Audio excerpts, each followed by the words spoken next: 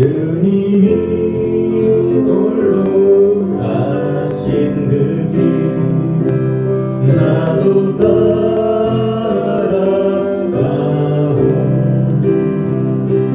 모든 물과 피를 흘리신 그 길을 나도 가오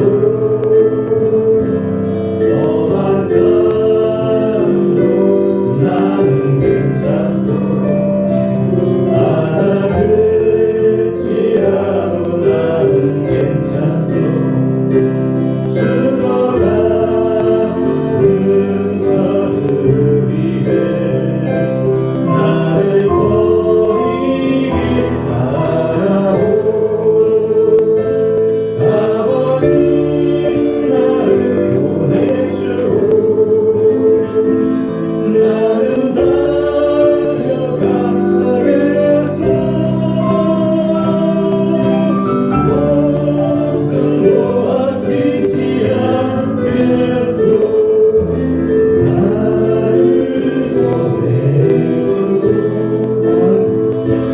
험한 산도 나는 괜찮소 바다 끝이라도 나는 괜찮소 죽어가는 저들을 위해 나를 버리길 바라오 천사는 나를 미워해도 나는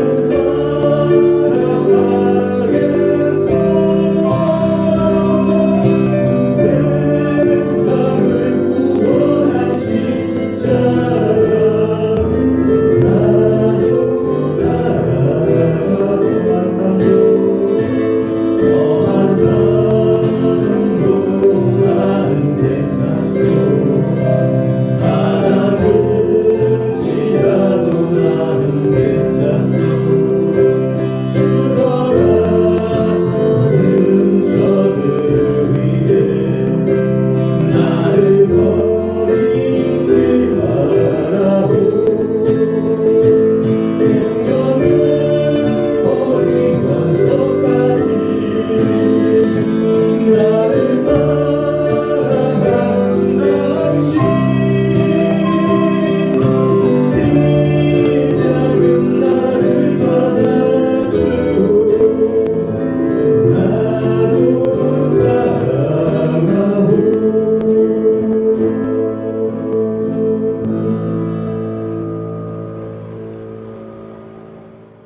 나의 힘이 되신 여호와여, 내가 주를 사랑하나이다. 언제나 변함없이 하나님의 사랑과 은혜 가운데 주님께서 주신 이 세상에서 살아갈 수 있도록 하여 주시고 늘 선한 길로 저희들을 이끌어 주시고 보호하여 주심을 감사합니다.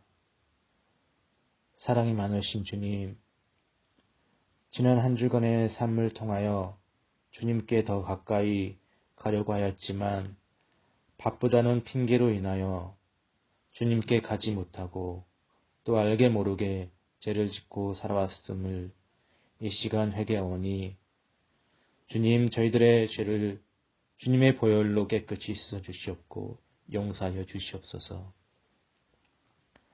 은혜로우신 주님, 거룩한 주일 코로나19로 인하여 대면 예배와 온라인 예배를 하게 되었습니다. 주님, 이 또한 주님의 뜻인 줄 믿습니다. 주님, 예배를 통하여 이 시간 교회에서 또 각 처소에서 예배를 드릴 때 주님께서 한 사람 한 사람 그 마음에 찾아와 주셔서 함께하여 주시옵고 참되고 은혜로운 예배가 되게 하옵소서. 주님, 특별히 아가페 봉사부를 사랑하여 주신 주님, 주님의 한없는 그 은혜, 그 사랑 감사드립니다.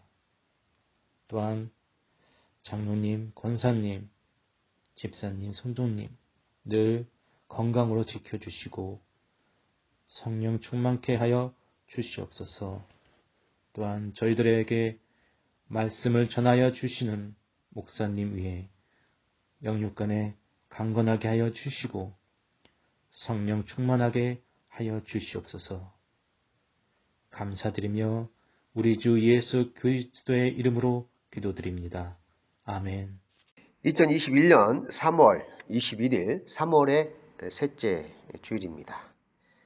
3월의 성구 암송 함께 외우고 말씀 나누겠습니다. 예수께서 이르시되 내 마음을 다하고 목숨을 다하고 뜻을 다하여 주 너의 하나님을 사랑하라 하셨으니 이것이 크고 첫째 되는 계명이요 둘째도 그와 같으니 내 이웃을 내 자신같이 사랑하라 하셨으니 이 두 계명이 온 율법과 선지자의 강령이니라.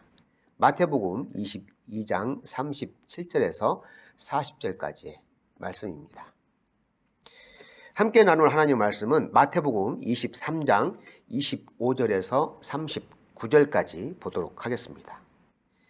화 있을진저 외식하는 서기관들과 바리새인들이여 잔과 대접의 겉은 깨끗이 하되 그 안에는 탐욕과 방탕으로 가득하게 하는도다.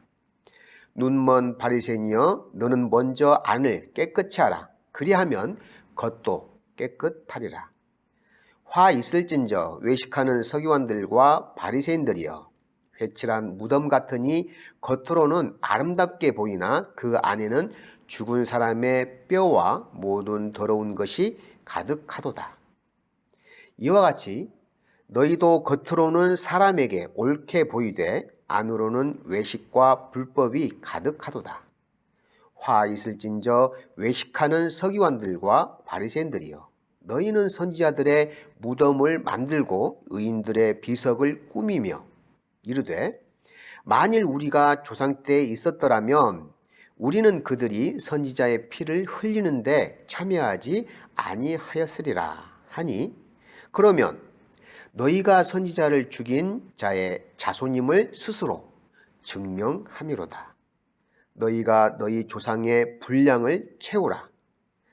뱀들아 독사의 새끼들아 너희가 어떻게 지옥의 판결을 피하겠느냐. 그러므로 내가 너희에게 선지자들과 지혜 있는 자들과 서기관들을 보내매 너희가 그 중에서 더러는 죽이거나 십자가에 못 박고 그 중에서 더러는 너희 회당에서 채찍질하고 이 동네에서 저 동네로 따라다니며 박해하리라. 그러므로 의인 아벨의 피로부터 성전과 제단 사이에서 너희가 죽인 바라갸의 아들 사가랴의 피까지 땅 위에서 흘린 의로운 피가 다 너희에게 돌아가리라. 내가 진실로 너희에게 이르노니 이것이 다 이 세대에 돌아가리라. 예루살렘아 예루살렘아 선지자들을 죽이고 내게 파송된 자들을 돌로 치는 자여 암탉이 그 새끼를 날개 아래의 몸같이 내가 내 자녀를 모으려 한 일이 몇 번이더냐. 그러나 너희가 원하지 아니하였도다. 내가 너희에게 이르노니 이제부터 너희는 찬송하리로다. 주의 이름으로 오시는 이여 할 때까지 나를 보지 못하리라 하시니라. 25절부터 32절까지 종교 지도자들, 특히 부패한 서기관들, 바리새인들에 대해서 책망하시는 내용으로 되어 있고요. 33절에서부터 38절까지는 예루살렘에 대한 징계, 즉 예루살렘 성전에 몸담고 있는 성도들에 대해서 책망하시고 경고하시는 내용으로 기록되어 있습니다. 예수님께서 서기관들과 바리새인들을 향해서 화 있을진저 외식하는 자들이라고 거듭 강조하며 책망하시는데 23장에 읽지 않는 앞부분 1절부터 쭉 보면은 7번에 걸쳐서 반복해서 말씀하고 계십니다. 외식하는 자들에게 화가 미칠 것이라고 말씀을 하고 있는 것이죠. 외식한다는 말의 의미는 무엇일까요? 사전을 찾아보면은 진실되지 않는 마음, 겉과 속이 다른 이중인격자, 거칠에 겉만 보기 좋게 꾸미는 자, 이렇게 설명하고 있고요. 성경에서는 외식하는 자에 대해서 이렇게 설명하고 있습니다. 하나님을 잃어버린 자, 경건하지 못한 자, 경건하지 아니하며 악을 행하며 입으로 망령되이 말하며 고아와 과부를 긍휼히 여기지 아니한 자, 이렇게 설명하고 있습니다. 서기관들과 바리새인들의 문제점이 무엇일까요? 율법의 정결 의식에 따라서 외적 정결에는 열심을 내지만 그들 내면에는 탐욕과 방탕으로 가득하였다고 말하고 있습니다. 선지자들을 위한 무덤과 의인들의 무덤은 비석을 세우고 깨끗이 단장하며 정성을 다해서 섬기는 것처럼 꾸미지만 오늘 본문 30절에서 이렇게 말씀하고 있죠. 조상의 시대, 구약의 시대죠. 조상의 시대에 우리가 살았더라면 선지자와 의인을 죽이지 않았을 것이라고 말하고 있으며 자신들의 의로움을 드러내고 자신들의 조상들과는 전혀 관계가 없다는 듯이 말을 하고 있습니다. 하지만 31절에서 너희가 그들의 자손임을 스스로 증명하고 있다라고 예수님께서 말씀하고 계시죠. 덧붙여서 너희가 너희 조상들의 분량을 채워라 라고 말씀하시는데 이 말씀의 의미는 무엇일까요? 너희 조상들과 똑같이 너희도 행하고 있으니 거룩한 척 하지 말고 계속해서 너희 조상들처럼 외식하며 악한 행실을 계속해서 이어가라 라고 말씀하시며 책망하십니다. 그러니까 예수님께서 이 서기관들과 바리새인들을 향해서 비웃듯이 말씀을 하고 계시는 것이죠. 실제로도 구약의 조상들과 전혀 다르지 않게 행하고 있음을 지적하고 있는 것입니다. 세례 요한을 비난하며 외면을 했죠. 또 예수님을 어떻게 하면 잡아서 죽일까 음모를 꾸미는데 혈안이 되어 있었던 것을 보면 쉽게 알 수 있습니다. 바리새인들과 서기관들의 위선적인 그 예를 마태복음 6장에 보면은 쉽게 우리가 찾아볼 수 있습니다. 거기에 보면 구제할 때 사람에게서 영광을 받으려고 회당과 거리에서 나팔을 불며 지나가는 사람들이 모두 들을 수 있도록 소리를 지릅니다. 성경에서는 이들이 이미 자신들이 받아야 할 상을 받았다고 말씀하고 있고요. 이렇게 가르쳐주고 있죠.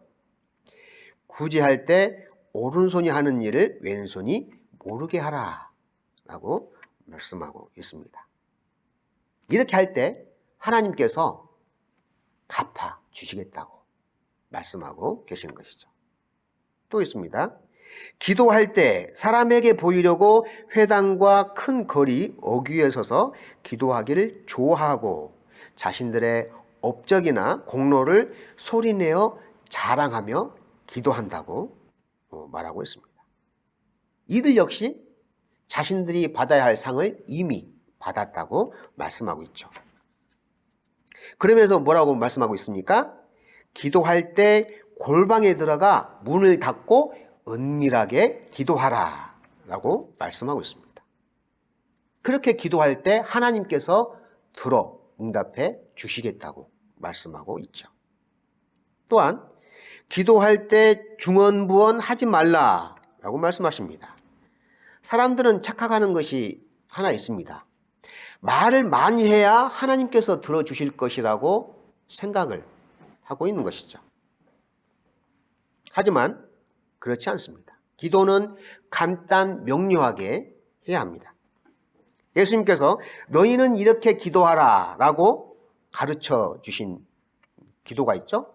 뭐가 있습니까? 주기도문이 있습니다. 우리가 잘 알고 있는, 우리가 늘 기도하는 주기도문이 있죠. 이 기도의 표준이라고 생각할 수 있습니다. 시시때때로 예수님께서 가르쳐 주신 주기도문을 외우며 우리는 기도할 수 있기를 바랍니다. 오래전에 우리 아가페 봉사부에서도 이런 기도의 습관을 갖기를 원했었죠.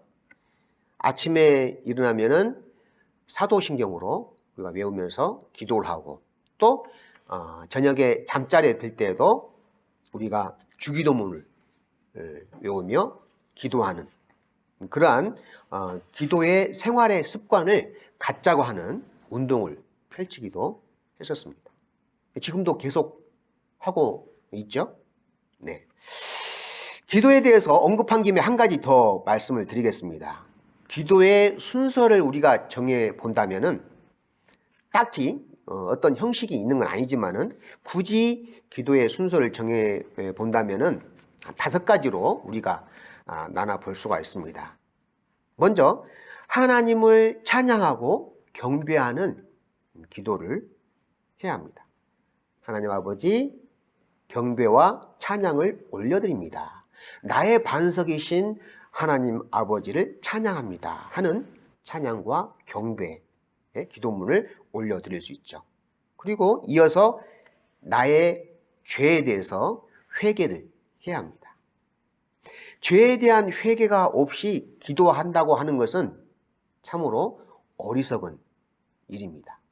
기도에는 반드시 죄에 대한 회개 그리고 하나님께 용서를 구하는 기도가 있어야 됩니다. 그 다음에 따라붙는 게 감사죠. 죄의 용서에 대한 하나님께 올려드리는 감사 그리고 우리가 생활 속에서 늘 겪는 크고 작은 감사의 제목들이 있죠. 그 감사의 제목들을 올려드리는 것입니다. 그리고 나중에 간구 내가 하나님께 구할 것을 구하는 것입니다. 마지막으로는 예수님의 이름으로 기도합니다. 중보자 되시는 예수님의 이름으로 하나님 아버지께 올려드리는 기도가 되는 것이죠. 또한 금식할 때 슬픈 기색을 띠며 금식하는 것을 사람들에게 보이려고 얼굴을 흉하게 합니다. 이 외식하는 사람들의 특징이죠. 하지만 이들은 이미 자기 상을 받았다고 또 하나님께서 예수님께서 말씀을 하고 계십니다. 예수님의 가르침은 무엇입니까? 금식할 때 머리에 기름을 바르고 얼굴을 깨끗이 하라고 말씀하고 있습니다. 그러니까 내가 금식하고 있다고 하는 그 사실을 굳이 사람들에게 티를 내어서 보여주지 말라고 하는 것입니다. 은밀한 중에 은밀하게 경건하게 금식할 것을 권면하고 있는 것이죠. 외식하는 자들에 대해서 마태복음 7장 5절에서 이렇게 말씀하고 있습니다. 외식하는 자여 먼저 내 눈 속에서 들보를 빼어라. 그 후에야 밝히 보고 형제의 눈 속에서 티를 빼리라 라고 말씀하고 있죠. 두 사람이 있었습니다. 이 두 사람은 어릴 적부터 친구로 잘 지냈습니다. 이제 성장해서 어른이 되었습니다. 어른이 되어서 각기 임대 아파트를 얻어서 살게 되었습니다. 그런데 한 친구는 집을 깨끗이 하고 깔끔하게 하고 살았습니다. 반면에 한 친구는 집을 너무 지저분하게 그렇게 신경도 쓰지 않고 관리를 하면서 살았습니다. 극과 극이죠. 이 두 친구가. 깨끗하게 하고 사는 친구는 집이 지저분한 이 친구 집에 갈 때마다 핀잔을 줍니다. 좀 정리도 좀 하고 너저분한 것을 좀 정리하고 깨끗이 하고 살아라고 이렇게 말을 하죠. 그리고 지저분한 그 친구 집에는 또 잘 가려고 하지 않습니다. 반면에 지저분하게 하고 사는 이 친구는 깨끗하게 해놓고 사는 친구 집에 자주 놀러 갑니다. 하지만 갈 때마다 뭐라고 딱히 얘기할 수 있는 변명거리가 없습니다. 왜냐하면 워낙 깨끗하게 해놓고 살기 때문에 그 친구의 부러움을 사는 거죠. 그렇습니다. 자신의 눈 속에 있는 커다란 들보가 존재하는 한 상대방의 티끌은 결코 보이지 않습니다. 상대방의 티끌을 보려면 자신의 눈에 박혀 있는 들보를 꺼내야 눈을 깨끗이 해야 보이는 것입니다. 자신의 잘못이나 허물은 보지 않고 상대방의 조그만 그 실수나 잘못에 대해서 엄격하게 책망하고 비판합니다. 내 자신을 먼저 돌아보고 반성한 다음에 나는 깨끗하구나. 이젠 상대방에 대해서 평가하고 큰소리 칠 수 있겠구나 하고 자신이 생기면 그 다음에 상대방을 바라볼 수 있기를 바랍니다. 35절에 보면은 의인 아벨의 피로부터 바라가의 아들 사가랴의 피까지 땅 위에서 흘린 모든 피가 너희들에게 돌아간다라고 말씀하고 있습니다. 이들의 죽음에 대한 모든 책임이 너희에게 있다고 하는 것입니다. 아벨은 누굽니까? 아담의 둘째 아들, 인류 최초의 인간 아담의 둘째 아들이죠. 형은 가인이고요. 그런데 아벨이 형 가인으로부터 돌에 맞아 죽임을 당했습니다. 왜 그렇게 되었습니까? 형 가인은 농사를 짓는 농부입니다. 이 동생 아벨은 가축을 기르고요. 자, 이제 추수 때가 되어서 하나님 앞에 제사를 드립니다. 형 가인의 입장에서는 온 정성을 다해서 하나님 앞에 제사를 드렸습니다. 동생 아벨 역시 가축을 잡아서 좋은 가축을 잡아서 정성 들여서 하나님께 제사를 드렸죠. 그런데 하나님은 형의 제사는 받지 않고 동생의 제사만 받았습니다. 형평성에서 좀 어긋나죠? 맞지가 않죠. 형 가인이 정성이 덜 들어가서 제사를 드린 것도 아니고 온갖 좋은 것으로 제사를 드렸음에도 불구하고 하나님께서 받지 않으신 것입니다. 반면에 동생 아벨의 제사만 받았죠. 자, 여기에서 분을 참지 못한 형 가인이 동생 아벨을 들에서 돌로 쳐서 죽이는 그런 인류 최초의 살인자가 되었습니다. 사가랴는 누굽니까? 남과 북이 갈려져 있는 상황에서 남유다 요아스 왕 때 선지자죠. 요아스 왕과 백성들의 우상 숭배에 대해서 책망하며 하나님의 심판을 선포하다가 성전 뜰에서 돌에 맞아 죽었습니다. 제사장 여호야다의 아들이죠. 이들의 의로운 죽음에 대한 모든 책임이 외식하는 너희들, 서기관들, 바리새인들에게 있다고 예수님께서 강조해서 말씀하고 있습니다. 37절에서 에루살렘아 에루살렘아 선지자들을 죽이고 내게 파송된 자들을 돌로 치는 자여 암탉이 그 새끼를 날개 아래에 몸같이 내가 내 자녀를 모으려 한 일이 몇 번이더냐. 그러나 너희가 원하지 아니하였도다 라고 말씀하시는데 예수님께서 에루살렘아 에루살렘아 라고 부르짖는 이유는 무엇입니까? 이 에루살렘은 하나님의 성전이 있는 곳이죠. 하나님을 섬기지 않는 사람들을 부른 것이 아니고 하나님을 섬기고 하나님을 의지하며 천국 영생에 대한 소망을 가지고 살아가는 사람들을 예수님께서 부르신 것입니다. 하나님을 섬기지 않는 사람들을 부른 것이 아니에요. 하나님을 섬기고 하나님을 의뢰하는 사람들을 예수님께서 부르시는 것이죠.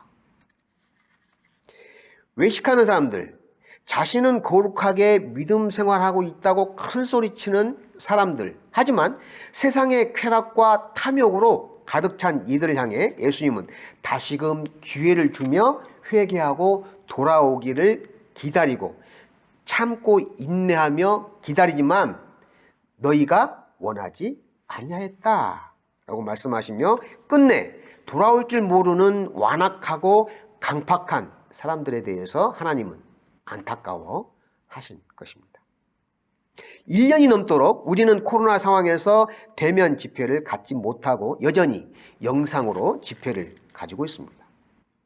그럼에도 우리는 영상으로 집회를 드리는 것에 대해서 마음으로 거부하며 외면을 하는 사람들이 종종 있는 것을 볼 수 있습니다. 지금의 현실적인 상황에서 대면으로 직접 만나 집회를 갖지 못하는 것에 대해서 누구나 다 답답하고 안타까워하는 실정입니다. 그렇다고 집회를 갖지 않고 두 손을 놓고 우두커니 앉아서 망연자실 그렇게 있을 수만은 없습니다.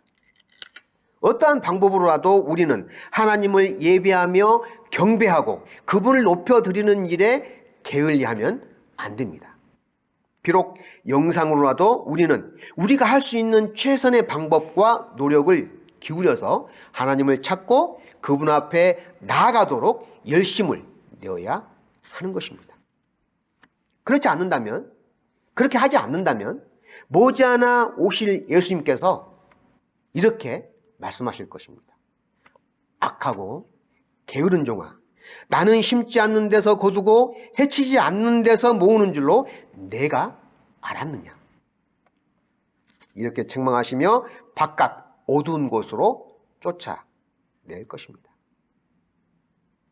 그때 가서 이를 갈며 슬퍼 울어봐야 아무 소용이 없습니다. 외식하는 사람들의 특징은 난 신실하게 믿음 생활을 잘하고 있다고 자신 있게 말하면서도 모임에 있어서는 이런저런 핑계를 대며 모이기를 게을리하고 회피하며 자기 편한 대로 신앙생활을 하려고 합니다.